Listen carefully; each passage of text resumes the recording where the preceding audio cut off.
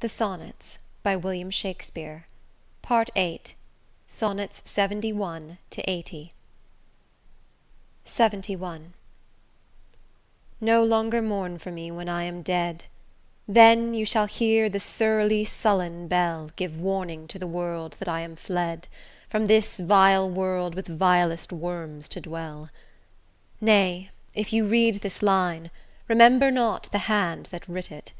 For I love you so, that I in your sweet thoughts would be forgot, if thinking on me then should make you woe. Oh, if, I say, you look upon this verse, when I perhaps compounded am with clay, do not so much as my poor name rehearse, but let your love even with my life decay. Lest the wise world should look into your moan, and mock you with me after I am gone. 72.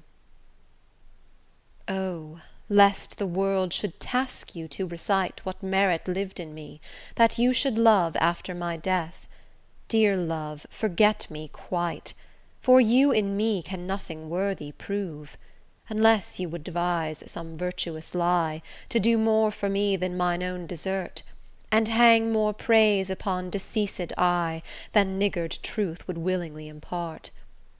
Oh, lest your true love may seem false in this, that you for love speak well of me untrue, my name be buried where my body is, and live no more to shame nor me nor you. For I am shamed by that which I bring forth, and so should you, to love things nothing worth. 73.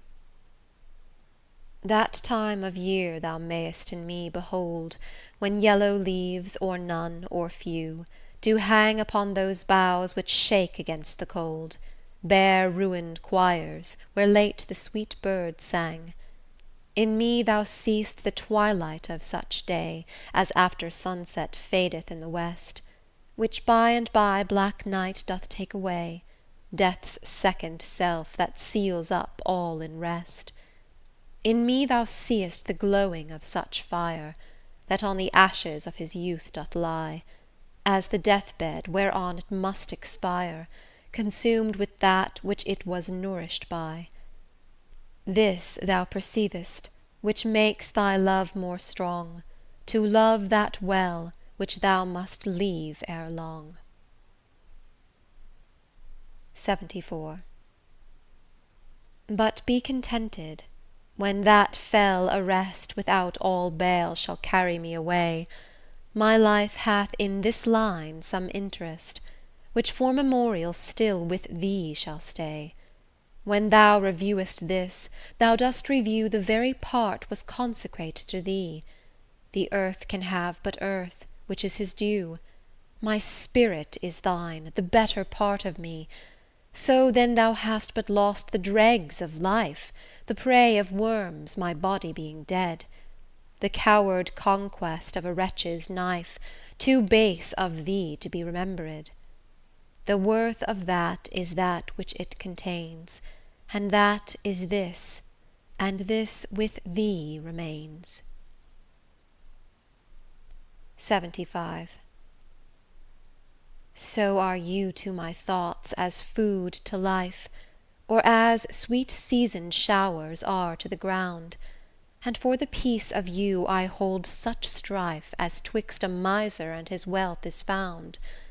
Now proud as an enjoyer, and anon doubting the filching age will steal his treasure, now counting best to be with you alone, then bettered that the world may see my pleasure, sometime all full with feasting on your sight, and by clean starved for a look, possessing or pursuing no delight, save what is had or must from you be took. Thus do I pine and surfeit day by day, or gluttoning on all, or all away. 76.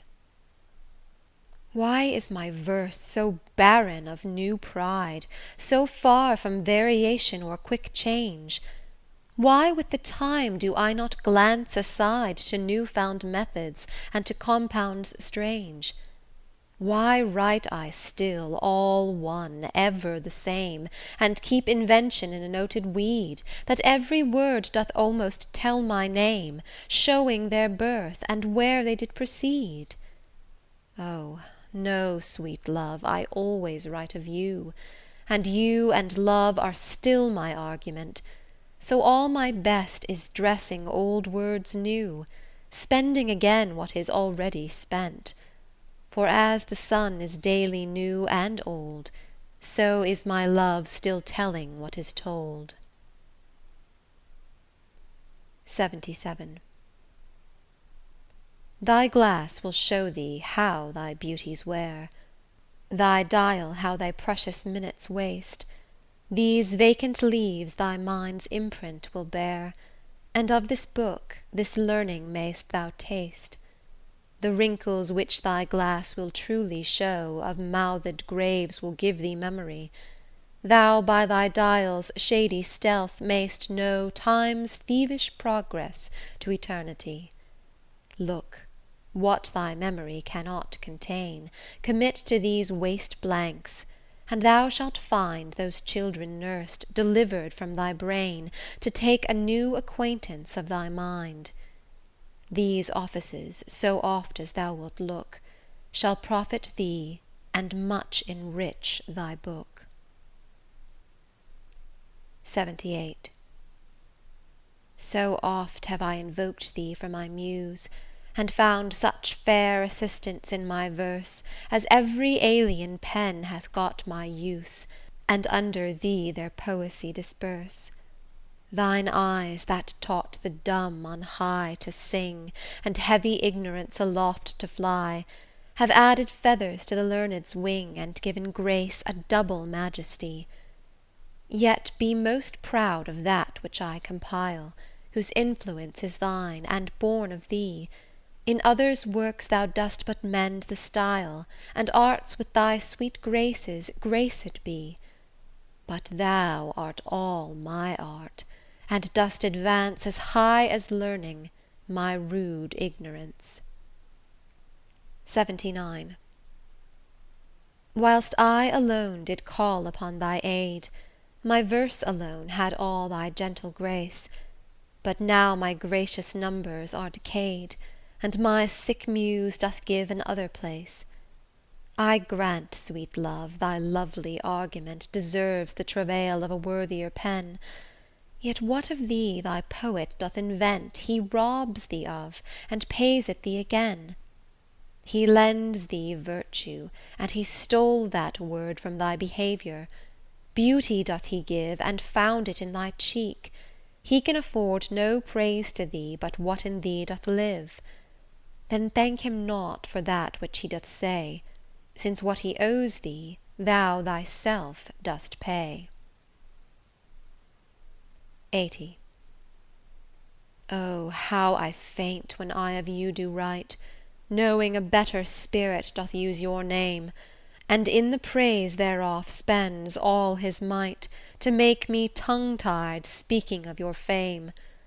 But since your worth, wide as the ocean is, the humble as the proudest sail doth bear, my saucy bark, inferior far to his, on your broad main doth wilfully appear. Your shallowest help will hold me up afloat, whilst he upon your soundless deep doth ride. Or being wracked, I am a worthless boat, he of tall building and of goodly pride. Then if he thrive, and I be cast away, the worst was this, my love was my decay. End of Part 8.